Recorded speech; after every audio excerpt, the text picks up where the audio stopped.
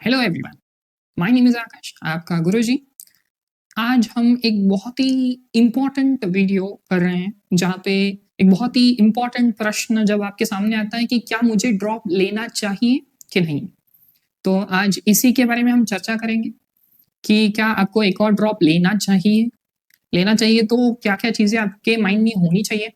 इसके अलावा अगर आपको ड्रॉप नहीं लेना है तो आपके पास और दूसरे ऑप्शंस क्या-क्या हैं? तो आज इस वीडियो में हम इसी बात पे चर्चा करेंगे कि आप आगे क्या कर सकते हैं। ओके? तो चलिए स्टार्ट करते हैं। तो ये 3 प्रश्न आपके सामने होना बहुत ज़रूरी है। आप अपना एक नोटबुक लीजिए और ये 3 चीज़ों का आंसर आप उस नोटबुक में लिखते जाइए। पहला प्रश्न, you should ask to yourself कि आपका ये जो रीनीट हुआ था उसमें आपके कितने स्कोर्स आ रहे हैं। यस, ऑब्वियसली ऑफिशियल रिजल्ट तो डिक्लेयर नहीं हुआ है, बट आपको एक अंदाज पड़ गया होगा कि कितना स्कोर आने की प्रोबेबिलिटी है। तो इसके बेसिस पे आपको एक रफ आइडिया मिलेगा कि कितना स्कोर आपका आ रहा है। ओके, आपका ये कौन सा भी अटेम्प्ट रहने दीजिए, फर्स्ट क्वेश्चन का आंसर इज वेरी इंपॉर्टेंट। तो एक जगह लिख लीजिए कि आपका स्कोर कितना आ रहा है। ओके, तो हम इसके बारे में थोड़ा बात करेंगे। अगर आपका स्कोर 300 या समझ लीजिए 250 के नीचे आ रहा है, आपका कौन सा भी अटेम्प्ट होने दीजिए ये वाला, बट अगर ये स्कोर आ रहा है कि आपका जो ये रीनीट का स्कोर है कि 250 के नीचे आ रहा है, तो प्रैक्टिकली सोचिए कि आप एक और दूसरा अटेम्प्ट दे सकते हैं। ऐसे नहीं कि आप नहीं दे सकते, बट 250 के नीचे अगर आपका स्कोर आ रहा है तो आपको कुछ चीजों को कंसिडर करके आगे चलना पड़ेगा। ऐसे नहीं कि आपका सिलेक्शन नहीं होगा, आप एक और बार रीनीट नहीं दे सकते, ऐसे कुछ रूल्स नहीं है। बट एक बहुत ही इंपॉर्टेंट पॉइंट है कि अगर आपका स्कोर 250 के नीचे आ रहा है तो शायद आपकी तबीयत ठीक नहीं हुआ होगा या कुछ रीजंस होने की वजह से आपका स्कोर कम आया है, तो वो अलग बात है। बट सब कंडीशंस सही रहते हुए आपका जो स्कोर है अगर 250 के नीचे जा रहा है, तो I personally suggest you to think on the other options that are available. Okay, अगर आपका स्कोर उससे हाई जा रहा है, समझ लीजिए आपका स्कोर 280 300 तक जा रहा है, आपका ये एक और सेकंड क्वेश्चन यहाँ पे आता है, अगर आपका स्कोर 280 के अबव जा रहा है तो क्या कर सकते हैं। तो तब आता है आपका सेकंड क्वेश्चन। क्या है second question? Which attempt is this. तो ये जो अटेम्प्ट आप दे रहे हो या दिए हो जस्ट, ये कौन सा अटेम्प्ट है आपका? फर्स्ट अटेम्प्ट है, सेकंड अटेम्प्ट है, थर्ड अटेम्प्ट है, वो बहुत इंपॉर्टेंट है।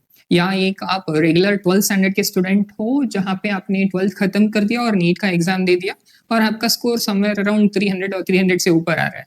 अगर ऐसे सिचुएशन है एंड आपका फाइनेंशियल जो आपके घर में सभी फाइनेंशियल चीजें हैं वो सभी ठीक है एंड आप एक और ड्रॉप ले सकते हैं, ओके, तो आप ये सोच सकते हो, ये आप लिखना बहुत जरूरी है। अगर आपका ये थर्ड अटेम्प्ट है, सेकंड अटेम्प्ट है, थर्ड अटेम्प्ट है, फोर्थ अटेम्प्ट है और फिर भी आप 400 या 380 से ऊपर ही नहीं जा रहे हो, you know, in spite of giving second attempt third attempt, अगर आपका स्कोर 380 से ऊपर ही नहीं जा रहा है तो you might think of other possible options rather than just going into MBBS. क्योंकि अगले साल जो है वो कुछ नई चीजें इंप्लीमेंट करेंगे, शिफ्ट वाइज पेपर आएगा। ओके, ये एनटीए फिलहाल बताया तो है लेकिन कब इंप्लीमेंट होगा आपको पता तो है ही है एनटीए के बारे में।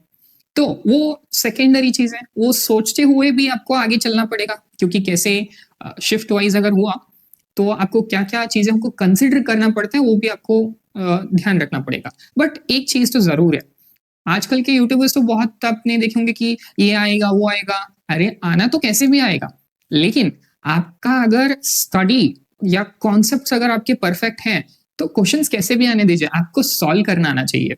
क्या चाहे वो कंप्यूटर बेस्ड टेस्ट हो या पेपर पेन जब ओएमआर मेथड है अगर वैसा हुआ तो भी क्या प्रॉब्लम क्या है। ओके, कि सिंपल चीज ये है कि आपको अटेम्प्ट करना आना चाहिए, क्वेश्चन को समझ के आंसर देना आपको आना चाहिए, तब वो कंप्यूटर बेस्ड हो या ओएमआर बेस्ड हो वो कुछ प्रॉब्लम नहीं होगा। ये कुछ चीजें हैं। अगर मैं ही बोलता हूँ सेकंड जो क्वेश्चन है, अगर आपका ये फर्स्ट ही अटेम्प्ट है जहाँ पे आपने 12th खत्म करके आपने एग्जाम दिया है और आपका स्कोर 280 या 300 से अबव जा रहा है एंड सभी दूसरे जो चीजें हैं आपके घर में फाइनेंशियली आपको सपोर्ट कर रहे हैं एक और अटेम्प्ट देने के लिए, आपको सपोर्ट कर रहे हैं, तो you can go for one more attempt. Okay, आपके पास 2 ऑप्शंस रहेंगे। क्या मुझे अटेम्प्ट देना चाहिए कि नहीं देना चाहिए? अगर हाँ, तो आपको क्या-क्या चीज़ों को कंसिडर करके लेके चलना पड़ेगा? अगर नहीं, तो बाकी दूसरे अपॉर्च्युनिटीज़ मुझे कौन से मिलेंगे?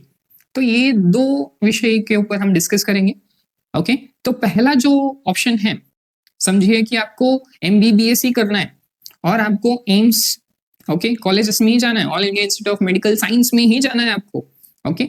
ऐसे अगर आपको एक जज़्बा है, करने की जोश है और सिर्फ जोश से काम नहीं चलेगा, आपको क्या-क्या चीज़ों को करना पड़ेगा, ये बहुत इंपॉर्टेंट है। उसके बारे में हम बात करेंगे।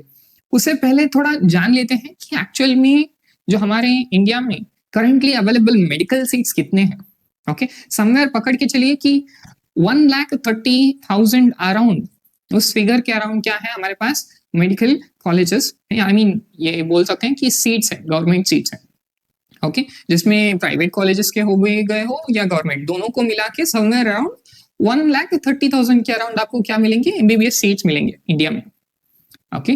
एंड अगर कॉलेजेस के बारे में बात करें तो समवेयर रफली अराउंड 824 तक आपको कॉलेजेस मिल जाते हैं।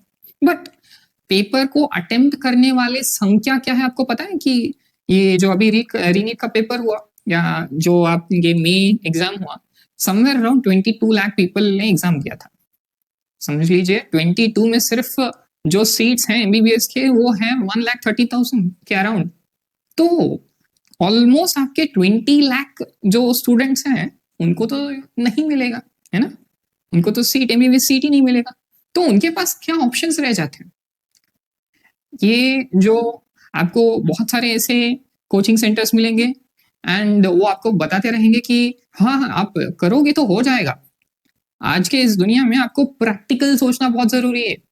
आपको ऐसे नहीं कि हाँ, करोगे हाँ, झूठी तसल्ली तो सब दे देते हैं, बट प्रैक्टिकली अगर आप सोचोगे तभी आपकी ज़िंदगी में आगे बढ़ोगे, ओके?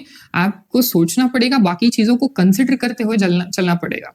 एक इंसिडेंट बताना चाहता हूँ कि हमारे एक स्टूडेंट थे, तो उन्होंने जो उनका जो सब्सक्रिप्शन था एक प्लेटफ़ॉर्म पे, उन्होंने मेरे नंबर से लिया हुआ था एंड पिछले कुछ दिनों से कंटिन्यूअसली उस प्लेटफ़ॉर्म से मेरे को कॉल आ रहा है एंड बता रहे हैं कि सर रिन्यू करवा लो।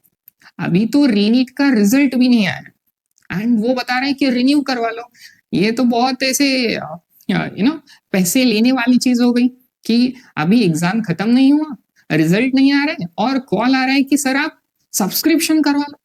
अगर आप सब्सक्रिप्शन, उनकी बात भी देखिए कि कॉल है, सीधा बोलते हैं सब्सक्रिप्शन लिए तो हम क्यों कॉल करेंगे सर? मतलब उनकी माइंडसेट ही ऐसी है कि बच्चों का सिलेक्शन होगा ही नहीं एंड हमें पैसे चाहिए।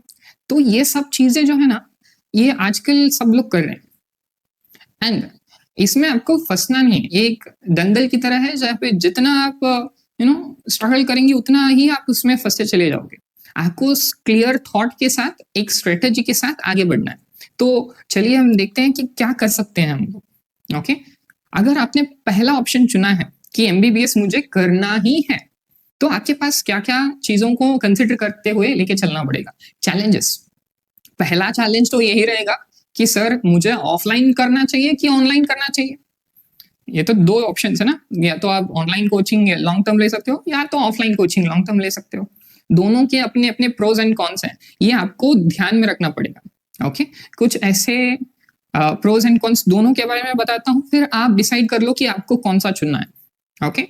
फर्स्ट, अगर आप लॉन्ग टर्म लेना चाहते हैं ऑफलाइन सेंटर में, तो ऑफलाइन सेंटर में क्या होता है ना कि ये नहीं बोलूंगा कि सभी ऑफलाइन सेंटर ऐसे होते हैं। बहुत सारे ऑफलाइन सेंटर्स में आपको ये देखने को मिलेगा कि तीनों सब्जेक्ट में, फिजिक्स, केमिस्ट्री और बायोलॉजी, तीनों सब्जेक्ट में सभी अच्छे हो ये आपको गारंटी नहीं है। ये एक ड्रॉबैक है, मैं बता रहा हूँ। मैं ये भी बता रहा हूँ कि सभी सेंटर्स में ऐसे नहीं होता है। ऑलमोस्ट सेंटर्स में क्या होता है, अगर 2 सब्जेक्ट्स के आपको लेक्चर्स अच्छे मिले तो कहीं ना कहीं एक सब्जेक्ट को थोड़ा आपको एडजस्ट नहीं होगा। मैं ये नहीं बोल रहा हूँ कि टीचर्स खराब है, उनका पढ़ाने का तरीका और आपका पढ़ने का अंदाज, जो फ्रीक्वेंसी है वो मैच नहीं होता है। अगर मैच नहीं हो रहा है तो आप जो वो जितना भी ट्राई करो समझने की, वो आपको थोड़ा कम ही लगेगा, है ना? तो ये एक थोड़ा आपको प्रॉब्लम हो सकता है जहां पे आपको खुद की एक सेल्फ स्टडी करनी पड़ेगी। ओके। बहुत से ऐसे सेंटर्स हैं जहाँ पे इवन मोबाइल्स भी अलाउड नहीं है, जहाँ पे आप वो एक सब्जेक्ट की तैयारी अगर आप ऑनलाइन के थ्रू करना भी चाहते हैं तो वो पॉसिबल नहीं होगा, क्योंकि आपके पास फोन अलाउड नहीं रहते। तो ये तो बहुत मुश्किल वाली चीज होती है। मीनिंग मैं अगेन आई एम सेइंग कि ये सभी ऑफलाइन सेंटर्स में नहीं होता है। ऑलमोस्ट ऑफलाइन सेंटर्स में से होता है जहाँ पे एक सब्जेक्ट का आपको थोड़ा बहुत सेल्फ स्टडी करना मन करना पड़ सकता है। सर ये अगर हम ऑनलाइन किए तो सॉल्व हो जाएगा क्या? हाँ, क्योंकि ऑनलाइन में क्या है कि आपको बहुत सारे टीचर्स की अवेलेबिलिटी मिल जाती है। आपको ही ये डिसीजन लेने का मौका मिलेगा कि आपको कौन से टीचर्स के साथ फ्रीक्वेंसी मैच हो रही है। ये बहुत इंपॉर्टेंट हो जाता है, फर्स्ट थिंग। सेकेंड थिंग, इसके ऑनलाइन के भी ड्रॉबैक्स मैं बताता हूँ। आपको डिसिप्लिन रहना बहुत जरूरी है, क्योंकि रीनीट अगर आप दे रहे हो कि नियरली ऑलमोस्ट पकड़ के चलिए कि 10 मंथ्स तो टाइम है अभी। ओके, 9 to 10 मंथ्स तो आपको है। ये 9 to 10 मंथ्स में आपको हर एक दिन कंसिस्टेंट रहना पड़ेगा। हर एक दिन आपको टाइम के अनुसार उठना पड़ेगा, टाइम के अनुसार स्टडी करना पड़ेगा। जितना भी बोर हो, आपको हर एक दिन मेहनत करनी ही पड़ेगी। क्योंकि अगर आप ये माइंडसेट ऐसे रहता है कि अरे मेरे पास तो अभी 9-10 महीने हैं, आराम से 1-2 दिन भी अगर बैकलॉग्स चले गए तो चलेगा ना, उसमें क्या है, I will cover it up, ऐसे आपको लगता है। बट असल में क्या होता है कि ये जो बैकलॉग्स का बर्डन है वो दिन ब दिन बढ़ता ही जाता है। आप सोचोगे कि आज का स्टडी मैं कल का करूंगा, तो कल तो बहुत ज्यादा होगा ना, तो फिर माइंड ये सोचने लगेगा कि अरे इतना ज्यादा है तो आज भी एक दिन गैप लेता हूँ, फिर अगले दिन करता हूँ। ऐसे करते करते करते डेली बैकलॉग्स जो है वो इंक्रीज होते जाते हैं। वैसे अगर ऑफलाइन में जाओगे तो उठना तो पड़ेगा, नहीं उठे तो क्लास मिस होगा, है ना, ये रहेगा। ऑफलाइन सेंटर का एक पॉजिटिव चीज है कि आपको रेगुलर जाना, अटेंड करना पड़ेगा। ऑनलाइन में ऐसे नहीं है। ऑनलाइन तभी सेलेक्ट करना जब खुद से ऑनेस्ट हो। ओके, कुछ भी अगर करना है तो अगर आप खुद से ऑनेस्ट हो, अगर आप फुल डिटरमाइंड हो कि मुझे इस साल नीट को करना ही है, मुझे नीट फोड़ना ही है, अगर ये माइंडसेट है आपका, तो ऑनलाइन प्रीफर कीजिए। ओनली तभी ही ऑनलाइन प्रीफर कीजिए जब आप पूरा डिटरमाइंड हो एंड बैकलॉग्स नहीं रखने। ये बहुत इंपॉर्टेंट चीज है। पता नहीं कि आपका कितना ड्रॉप है ये, बट फिर भी अगर आप करना चाहते हो, एक अटेम्प्ट में करना चाहते हो, यही लास्ट अटेम्प्ट है करके सोचना बहुत इंपॉर्टेंट है। अगर आप सोचोगे कि चलो ये तो मेरा फर्स्ट अटेम्प्ट है, एंड जो कोई भी अभी 12th में है और ये जो वीडियो देख रहे हैं या फिर इवन 11th में भी है, आपके पास भी यही सोच के, आपको भी यही सेम चीज सोच के आगे जाना चाहिए कि मुझे सिर्फ एक मौका मिलेगा नीट को अटेम्प्ट करने के लिए, वही मौके को मैं यूटिलाइज करके मुझे आगे बढ़ना है। यही माइंडसेट आपका भी होना चाहिए। ठीक है, तो ये सभी चीजों का अगर आप रेडी हो, ओके, कि आप सभी सैक्रिफाइस करोगे, दोस्त नहीं, फोन नहीं, जितना यूज करना है उतना ही यूज करना है, एंड मुझे इस बार नीट करना ही है, अगर ऐसे माइंडसेट है तो आप रेडी हो। एंड अगेन मैं बता रहा हूं, ये आपके ऊपर निर्भर है कि आप ऑनलाइन करना चाहते हैं कि ऑफलाइन। ये कंप्लीटली आपके ऊपर डिपेंडेंट है। आप जैसे स्टडी करना चाहते हैं, आप कितने स्टूडियस हैं, आप कितने डेडिकेटेड हैं, उसके बेसिस पे आप या तो ऑफलाइन जा सकते हैं या तो ऑनलाइन जा सकते हैं। अगर ऑफलाइन में भी गए तो अपना हेल्थ का जरूर ध्यान रखना है, क्योंकि क्या होता है कि हॉस्टल का खाना जब रहता है तो उतना प्रॉपर वे में एडजस्ट नहीं हो पाता है बॉडी एकदम से। अगर आप दूसरी जगह गए तो हेल्थ की भी एक इश्यूज रहते हैं कुछ लोगों को, तो उन लोगों को स्पेसिफिकली हेल्थ का ध्यान रखते हुए अपना एक स्पेसिफिक ऑफलाइन सेंटर चूज करना है, जहां पे आप अच्छा सा अपना प्रिपरेशन कर सको। उसके साथ साथ सभी चीजों को ध्यान में रखते हुए एक बेस्ट ऑफलाइन सेंटर चूज करिए और आप आराम से जा सकते हैं। बट ये भी याद रखिए कि फाइनेंशियली बहुत स्ट्रांग होना जरूरी है, क्योंकि एक साल का जो लॉन्ग टर्म का ऑफलाइन का कोचिंग है वो समवेयर अराउंड आपको मिनिमम 1 लाख तक तो हो जाएगा, ये ट्यूशन फीस लेके। उसके साथ साथ अगर आपको हॉस्टल फैसिलिटीज, मेस, ये सभी मिलाए तो कम से कम मिनिमम 1,20,000। अगर आपको बहुत ही अच्छा कोचिंग सेंटर चाहिए तो ये मिनिमम फीस हो जाता है। ओके, सब मिला के, मेस हो, रहने की हो, अकोमोडेशन एंड ट्यूशन फीस, ये सब मिला के इतना सब कुछ होना जायज है। अगर नहीं सर हम फाइनेंशियली उतने स्ट्रांग नहीं है, ऑनलाइन कर सकते हैं, ऑनलाइन में तो आपको बहुत ही ऑलमोस्ट रीजनेबल प्राइस में सब कुछ अवेलेबल है। ओके, आप दूसरे प्लेटफॉर्म से अगर देखेंगे तो आपको इजीली मिल जाता है ना। तो आप ऑनलाइन अगर प्रेफर करेंगे तो फाइनेंशियली जो वीक है या फिर उनको ज्यादा पैसे अफोर्ड नहीं कर सकते तो वो ऑनलाइन मोड ले सकते हैं, बट इतना ही प्रॉमिस करना है कि आज शायद मेरा या मेरे फैमिली का फाइनेंशियल कंडीशन उतना ठीक नहीं है, लेकिन ये जो ड्रॉप ले रहे हैं इससे मैं डेफिनेटली अपना नीड क्रैक करके मेरे पूरे फैमिली का फाइनेंशियल कंडीशन मैं सपोर्ट करके और मैं उस फाइनेंशियल कंडीशन को सुधारूंगी करके ये माइंडसेट आपको होना ही चाहिए। ओके, तो ये सब चीजें अगर है तो आप फुल डेडिकेशन डिटर्मिनेशन के साथ आप अपना जो ड्रॉप है वो आप ले सकते हैं। ओके, तो चलिए अब आगे बात करते हैं कि सेकेंड ऑप्शन अगर आपने लिया, सर नहीं सर हमने बहुत कोशिश कर लिया, ऑलमोस्ट 3-4 ड्रॉप हुए हैं, लेकिन हमें तो एमबीबीएस सीट्स ही नहीं मिल रही है।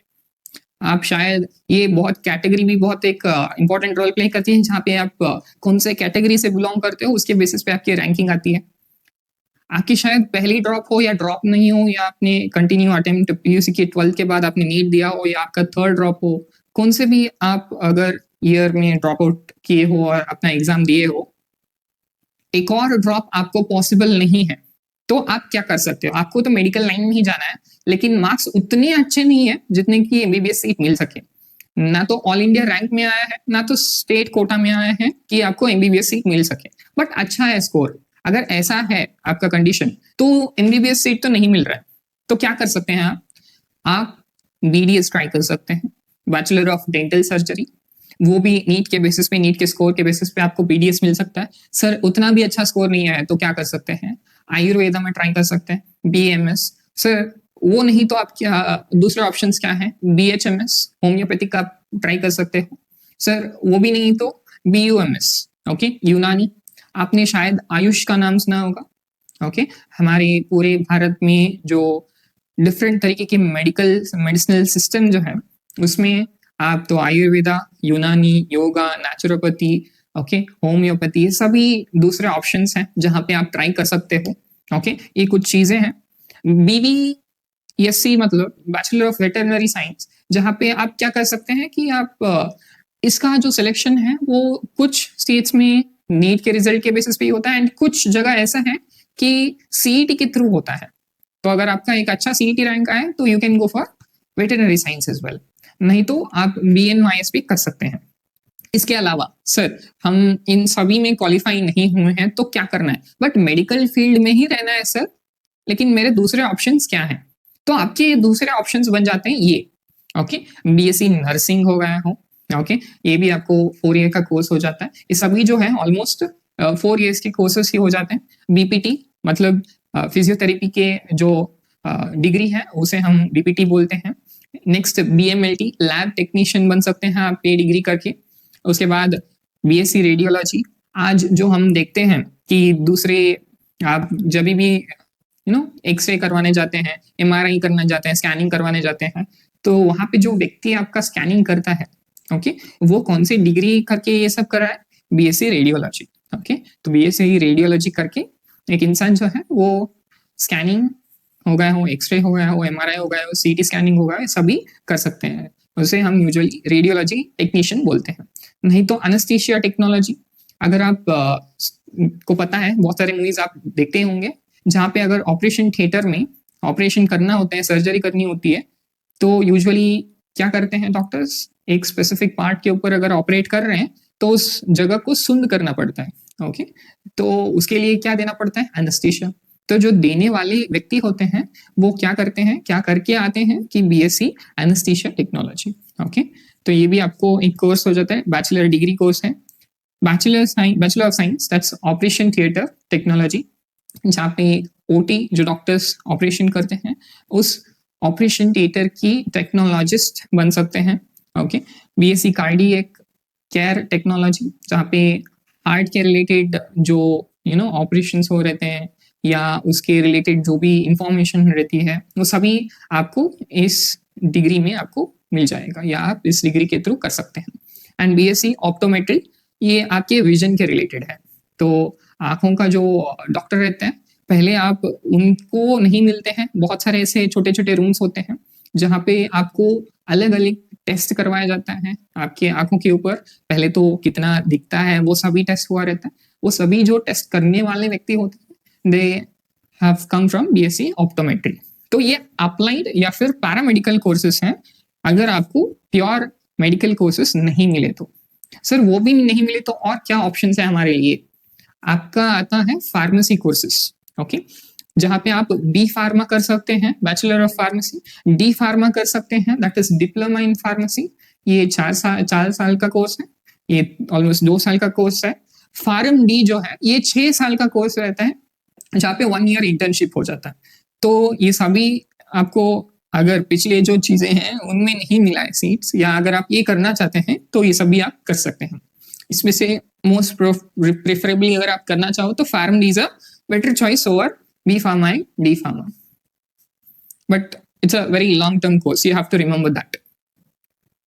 एंड ना तो आपको उन सभी चीजों में इंटरेस्ट है या नहीं मिला है, तो और क्या ऑप्शंस है सर मेरे लिए? आप इन चीजों में ट्राई कर सकते हो। ये सभी जो चीजें हैं apart from the first slide जहाँ पे हमने प्योर मेडिकल कोर्सेज डिस्कस किए, उसके अलावा ये सभी चीजें जो हैं आपके सीईटी के थ्रू हो जाता है। नहीं तो आपको दूसरे यूनिवर्सिटीज हैं जहाँ पे आपको डायरेक्टली सीट मिल जाता है। ओके, उसमें से पहला है एग्रीकल्चर, बीएससी एग्रीकल्चर, ये भी 4 साल का कोर्स है। हॉर्टिकल्चर भी 4 साल का ही कोर्स है। बीएससी फॉरेस्ट्री भी 4 साल का कोर्स है। ये बहुत ही ऐसे इतना इंपॉर्टेंस नहीं दिया गया है, बट फिर भी आपको इन तीनों में गवर्नमेंट जॉब मिलने के भी अपॉर्चुनिटीज रहते हैं। आपको बीएससी करके मास्टर्स करना पड़ेगा, जहाँ के आपको एक और अपॉर्चुनिटी मिलती है। अगर गवर्नमेंट के थ्रू एग्जाम्स आए तो ये आप कंप्लीट करके आप गवर्नमेंट के एग्जाम लिख के एक गवर्नमेंट ऑफिसर भी बन सकते हो, agricultural officer, horticulture officer and forest related services. शायद वो स्टेट पब्लिक सर्विस कमीशन से हो या सेंट्रल से हो, आप इसमें एलिजिबल हो जाते हो। ओके, बीएससी बायोटेक्नोलॉजी जो है, बीएससी माइक्रोबायोलॉजी, बीएससी जेनेटिक्स या बीएससी बॉटनी और जूलॉजी, ये चारों के चारों जो हैं ऑलमोस्ट 3 इयर्स के कोर्सेस होते हैं, कुछ में 4 रहते हैं अगर इंटीग्रेटेड रहा तो ये सभी जो चीजें हैं आपको लाइफ साइंस के अंदर आ जाता है। सर ये सभी चारों के चारों किए हैं, बट आगे करने के बाद क्या क्या ऑप्शंस हो जाते हैं हमारे लिए? अगर आप बायोटेक्नोलॉजी करोगे तो आपको बायोलॉजी चैप्टर्स में तो आपने पढ़ा ही होगा कि बायोटेक कितना इंपॉर्टेंट रोल प्ले करता है। well, आज के जमाने में तो आप ऑर्गेनिज्म को मॉडिफाई करके एक नया बेहतरीन प्रोडक्ट उससे निकलवाना चाहते हो तो biotech is a very important field. आप रिसर्च फील्ड में जाना चाहते हैं तो BSc biotechnology is very good. BSc microbiology is one more emerging field, जहाँ पे आपको सूक्ष्म जीवी के बारे में आपको स्टडी करना पड़ेगा और उसके रिगार्डिंग जो फ्यूचर है आप उधर एस्टैब्लिश कर सकते हैं। जेनेटिक्स तो जो जीन्स हैं आपने जो पढ़ा है सेकेंड ईयर में, सेकेंड यूनिट, ओके, तो जेनेटिक्स के रिलेटेड संपूर्ण यहाँ पे स्टडी आपका होगा, जहाँ पे आप पढ़ेंगे कि कैसे जीन्स जो हैं ट्रांसफर होते जा रहे हैं from one generation to another generation. Genetic disorders के बारे में पढ़ेंगे आप। ओके, ह्यूमन जीनोम प्रोजेक्ट जो एक छोटा सा आपको एक कॉन्सेप्ट है वो पूरा इन डिटेल पढ़ोगे आप। ओके, जीन्स क्या है, प्रोटीन्स क्या है, प्रोटियोमिक्स क्या है, जीनोमिक्स क्या है, ये सभी चीजों के बारे में आप बीएससी जेनेटिक्स में आप पढ़ोगे। और आखिर में बीएससी बॉटनी या जूलॉजी अगर आप करोगे तो बीएससी बॉटनी किए तो आप टीचिंग लाइन में भी आ सकते हैं, बीएससी जूलॉजी किए तो भी टीचिंग लाइन में आ सकते हैं। ये टीचिंग लाइन तो बहुत कॉमन चीज है। उसके अलावा अगर आपको नर्सरी सेटअप करना हो, नर्सरी मतलब ये स्कूल का नहीं है, नर्सरी मतलब ये स्कूल का नर्सरी वाला नहीं, आपको अगर पौधों को ओके जो अभी जस्ट आपने टिश्यू कल्चर के थ्रू या डिफरेंट मेथड से जो आपने रेडी किया है वो पहले एक छोटे से जगह पे रखा जाता है ताकि वो उस जगह के क्लाइमेट के अनुसार एडजस्ट हो, तो उसको हम नर्सरी बोलेंगे। तो ये सभी आपको करना है, या फिर आपको रिसर्च करना है प्लांट या नए चीजों के बारे में, नए प्लांट्स के बारे में खोज करना है, या जीवियों के बारे में और कुछ डिटेल में स्टडी करना है, उसकी फिजियोलॉजी स्टडी करनी है, उसके रिलेटेड भी अगर आप काम करोगे तो आप रिसर्च कर सकते हैं। एक तो ऑप्शन टीचिंग है, दूसरा रिसर्च है। अगर आप कॉम्पिटिटिव एग्जाम्स जैसे कि अभी आप नीट एग्जाम लिख रहे हो ना, वैसे ही आगे यूजीसी नेट एग्जाम रहते हैं, यूजीसी नहीं तो सीएसआईआर नेट एग्जाम रहते हैं, गेट एग्जाम्स रहते हैं, ये कुछ कॉम्पिटिटिव एग्जाम्स रहते हैं। जब आप क्लियर करेंगे तो रिसर्च फील्ड में आप एंटर कर सकते हो। ओके, और फिर से अगेन 5 साल की जो आपको पीएचडी है करनी पड़ेगी, फिर आपको एक पिछला जो खिताब है दैट इज डॉक्टर वो आपको लग जाएगा इन चारों में। ओके, आपको जस्ट क्या है रिसर्च, अपना रिसर्च वर्क कंटिन्यू करना पड़ेगा। रिसर्च वर्क करने के बाद जैसे आप एमबीबीएस करते हो वैसे ही रिसर्च वर्क्स रहते हैं, वहाँ पे अगर आप करोगे तो आप फिर से आपको डॉक्टर ओके और फिलोसफी बोला जाता है, PhD okay, with respect to literature, ये वाली चीज़ है ओके। बट ये आपको ध्यान में रखनी पड़ेगी, अगर इसमें से लास्ट के 4 में, या आप समझिए कि लास्ट वाले में स्पेसिफिकली अगर आप सेलेक्ट किए बीएससी बॉटनी या बीएससी जोलॉजी आपने सेलेक्ट किया, तो ये बहुत लंबा जाने वाला कोर्स है। बीएससी 3 साल का हो जाता है, फिर आपको एमएससी 2 साल करनी पड़ेगी, उसके साथ साथ कॉम्पिटिटिव एग्जाम क्लियर करने के बाद अगर आप रिसर्च फील्ड में ज्वाइन करते हो तो फिर 5 साल लगेंगे। तो मोटा मोटी ऑलमोस्ट 10 साल आपको इधर ही गुजरना पड़ेगा। तो ये सभी चीजों को आप ध्यान में रखते हुए आगे आपको सिलेक्शन चूज करना पड़ेगा ओके। उसके अलावा ये बहुत नए ऐसे फील्ड्स हैं, इमर्जिंग फील्ड्स हैं हमारे इस बायोलॉजी में, या क्या है यूं कह लीजिए कि एक अल्टरनेटिव मोड है जहाँ पे आप बीएससी साइकोलॉजी पढ़ सकते हैं। आजकल के ज़माने में कि ह्यूमंस जो स्ट्रेस में जाते हैं या सब फेस करते हैं, उसमें आप बीएससी साइकोलॉजी कर सकते हो। एक व्यक्ति में क्या क्या चीज़ें सोच रहा है व्यक्ति, ये सभी आप जान सकते हो। फॉरेंसिक साइंस, आपने शायद सीआईडी तो देखा होगा, है ना, डॉक्टर सालम खे, डॉक्टर तारिक का, ये तो आपको पता ही होंगे के बारे में। तो आप फॉरेंसिक ज्वाइन कर सकते हो, या एज इन क्राइम ब्रांच आप ज्वाइन कर सकते हो आगे अगर आपका सिलेक्शन हुआ तो।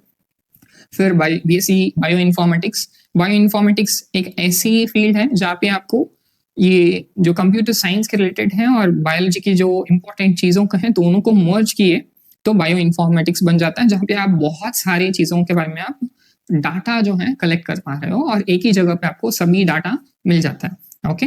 बीएससी न्यूट्रिशन एंड डाइटिशियन, अगर आप किसी हॉस्पिटल में जा रहे हो, एक मल्टी स्पेशलिस्ट हॉस्पिटल हो, या डायबिटिक पेशेंट हो, या कहीं एंडोक्रिनोलॉजिस्ट के पास जा रहे हो, तो पहले डॉक्टर से मिलने से पहले एक स्पेसिफिक डाइटिशियन रहता है जो आपका हर एक डाइट प्लान लिख के देते हैं ओके। कितनी क्वांटिटी में कितना फूड आपको खाना चाहिए, न्यूट्रिशन क्या देना चाहिए ओके। जिम लोगों को तो बहुत अच्छा पता होगा कि कितना अमाउंट ऑफ प्रोटीन लेना चाहिए ओके, कौन से टाइम लेना चाहिए, ये सभी चीजें जो है ये इस कोर्स के थ्रू आपको पता चलेगा। That is BSc nutrition and dietitian okay. And एक और फील्ड है बीएससी एनवायरमेंटल साइंस ओके। ये कंप्लीट आप अपने एनवायरमेंट के रिलेटेड जो है आप स्टडी कर सकते हैं इधर।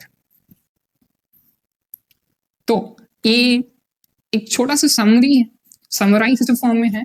अगर आपको मेडिकल फील्ड में ही जाना है, डॉक्टर ही बनना है, तो आपके पास ये पहला जो चीज हमने डिस्कस किया था MBBS, BDS, BMS, BHMS okay, ये सभी ऑप्शंस आपके पास अवेलेबल है। सर नहीं, वो तो नहीं मिला, मेडिकल फील्ड में ही रहना है लेकिन एमबीबीएस तो नहीं हो पाएगा। अगर आपके ख्याल है तो you can go for nursing, physiotherapy okay, या फिर आपको लैब टेक्नीशियन हो गया, रेडियोलॉजी हो गया, वो चीज आप कर सकते हो। आपको रिसर्च में इंटरेस्ट है, आपको साइंटिस्ट का खिताब चाहिए, you want to become a scientist, तो आपके पास बहुत सारे ऑप्शंस हैं, जैसे कि बायोटेक्नोलॉजी हो गया, वो माइक्रोबायोलॉजी हो गया, जेनेटिक्स हो गया, वो बॉटनी हो गया, जूलॉजी हो गया, आप उसके थ्रू आप रिसर्च फील्ड में एंटर कर सकते हैं ना। यहाँ पे मैं एक और ट्विस्ट ला रहा हूँ, एक और चीज आपको बता रहा हूँ कि अगर आपको कोडिंग में इंटरेस्ट है, सर मुझे टेक्नोलॉजी से बहुत प्यार है, हाँ इतना टेक्नोलॉजी में आगे बढ़ चुका हूँ कि मुझे कोड्स वगैरह ये सब मुझे अंडरस्टैंड होता है और मैं कोडिंग भी कर सकता हूँ। अगर ऐसा है आपके ख्याल है तो you can go for CSC, AI, data science and BCA, ये दूसरे ऑप्शन हैं ओके। इस साइंस के, प्योर साइंस के नहीं, आपको यहाँ पे इंजीनियरिंग भी इंट्रोड्यूस कर रहा हूँ ओके। अगर आपको कोडिंग या कंप्यूटर स्किल्स के रिलेटेड आपको कुछ कोर्स चाहिए तो you can join these course okay. ये बहुत ही इमर्जिंग फील्ड है, तो ये भी आपके लिए एक ऑप्शन बन जाता है। नेक्स्ट, अगर मशीन्स में इंटरेस्ट हो, ऑलरेडी जबरदस्ती क्या है, घर वालों ने पीसीबी करवा लिया, लेकिन आपको अगर पीसीएम में इंटरेस्ट है तो आप ये भी सिलेक्ट कर सकते हो एज ए मैकेनिकल इंजीनियर या इलेक्ट्रिकल इंजीनियर और इलेक्ट्रॉनिक्स इंजीनियर, ये आप कर सकते हो अगर मशीन्स में इंटरेस्ट है। नहीं सर हमें डिजाइन, हमारे बायोलॉजी में ड्राइंग्स तो बहुत अच्छे आते हैं सर, नंबर अच्छे नहीं आते, अगर ऐसे आपके कुछ ख्याल हैं, आपके मार्क्स आ रहे हैं बट डायग्राम आपका बहुत अच्छा है, तो you can go for building designing और इंटीरियर डिजाइनिंग ओके। या आप आर्किटेक्चर नाटा एग्जाम लिख सकते हो, या तो सिविल इंजीनियर बन सकते हो, या तो डिजाइनिंग में आप जा सकते हैं। डिजाइनिंग में भी स्पेसिफिक इंटीरियर डिजाइनिंग आता है या फैशन डिजाइनिंग आता है, ये बाकी दूसरे ऑप्शंस जो हैं आपके पास अवेलेबल है। तो आप जिस ऑप्शन को चूज करेंगे उसके बेसिस पे आपको आगे बहुत सारे ऑप्शंस मिलेंगे ओके। स्पेसिफिक फील्ड अगर आपने चूज किया, सर हमारे घर में क्या है, अपना ही एक खेत है जहाँ पे हम पौधों को उगाते हैं, अपना ही खेत है, तो ऑब्वियसली कुछ चीज़ों को तो उगाते ही अपने फार्म में। अगर ऐसा है तो आप एग्रीकल्चर हो या फॉरेस्ट्री हो गया या हॉर्टिकल्चर हो गया, ये तो आप कर सकते हैं। ओके, ये तीनों जो फील्ड्स हैं बहुत बेस्ट है। ओके, लास्ट वाला ऑप्शन, आपको फाइनेंस में इंटरेस्ट है, ओके, आपका खुद का ये घर में बिजनेस है, बट मेरे को पीसीबी सर कुछ ऐसे रिलेट नहीं हो पा रहा है, मुझे नहीं करना है, मुझे आगे नहीं बढ़ना है पीसीबी लाइन में, अगर ऐसा कुछ है तो आप फाइनेंस में जा सकते हैं, सोच सकते हैं एज ए सीए, बीकॉम या इकोनॉमिक्स, या फिर आप एक्चुअरियल साइंस में जा सकते हैं। सभी चीजों को आप कंसिडर कर सकते हैं। एक एडवांटेज साइंस लेने का क्या है पता है, कि आप कौन से भी फील्ड में जा सकते हो। अगर आपको जाना है तो कॉमर्स में जा सकते हो, आर्ट्स में जा सकते हो। इसके अलावा भी आपको अगर कॉम्पिटिटिव एग्जाम्स में बहुत इंटरेस्ट है, आपको आगे जो है कि आपको civil engineer I mean the UPSC exam करना है, सिविल सर्विस एग्जाम में आपको जाना है, तो आप वो भी कर सकते हैं। बट ये सभी ऑप्शंस उन्हीं के लिए है जिनको अभी जो फिलहाल एक और अटेम्प्ट नहीं देना चाहते हैं, बट कहीं ना कहीं आपको दूसरे ऑप्शंस के बारे में जानना है और उस दूसरे ऑप्शन को एक्सप्लोर करके अगर आपको उधर जाना है, उनके लिए ये सेकेंड पार्ट था। फर्स्ट पार्ट तो मैंने बता दिया कि अगर आपको करना ही है, एक और ड्रॉप अगर ले रहे हो तो माइंड में रखते हुए चलना है कि this is the last drop that I am taking, and in this drop I will give my 100% to get selected into the medical college and I will get a government seat. ये आपको हर एक दिन याद करते हुए चलना पड़ेगा, okay? क्योंकि आप अपने पेरेंट्स का बहुत पैसा हो गया हो, उनके एफर्ट्स हो गए हो, उनके ड्रीम्स हो गए हो, ये सभी चीजों को आप लेके जा रहे हो। तो सिर्फ एक साल अपने आप को एक मौका देना, and then you have to be very sincere towards your work that you will 100% achieve whatever you have dreamt. Then only you take one more drop. And for those students who feel that मुझे अभी drop नहीं लेना है sir, जितना drop लेना था मैंने ले लिया, मुझे दूसरे ऑप्शंस में इंटरेस्ट है, तो मैंने दूसरे ऑप्शंस के बारे में भी आपको बता दिया है, तो आप वो कर सकते हैं। एंड मेरे जो क्लासेस हैं अभी फिलहाल ऑनलाइन यूट्यूब पे ही अवेलेबल है, फ्री ऑफ कॉस्ट, कुछ भी आपको पैसा नहीं देना पड़ेगा।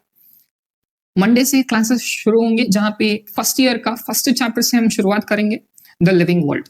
प्योर एनसीईआरटी रीडिंग होगा, यहाँ पे कॉन्सेप्ट के साथ आगे बढ़ेंगे।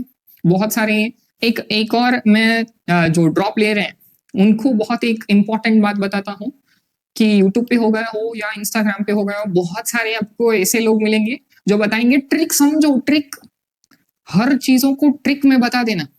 अरे जब एग्जाम में क्वेश्चन आएगा तो क्या ट्रिक रिमेंबर करते बैठोगे? ये अभी जो एग्जाम्स आने वाले हैं वो ट्रिक के बेसिस पे नहीं चलेगा। हाँ, आगे आप डॉक्टर भी बन गए तो फिर क्या वहां पे ट्रिक याद करते बैठोगे? नहीं, तो कुछ तो ट्रिक पढ़ाया था रे उस सर ने, क्या था ये ट्रिक? ऐसे नहीं होता है। ट्रिक को कभी मत, ट्रिक तभी काम आते हैं जब आपको कॉन्सेप्ट समझ में आता है। कॉन्सेप्ट समझने के पीछे अपना ध्यान लगाओ।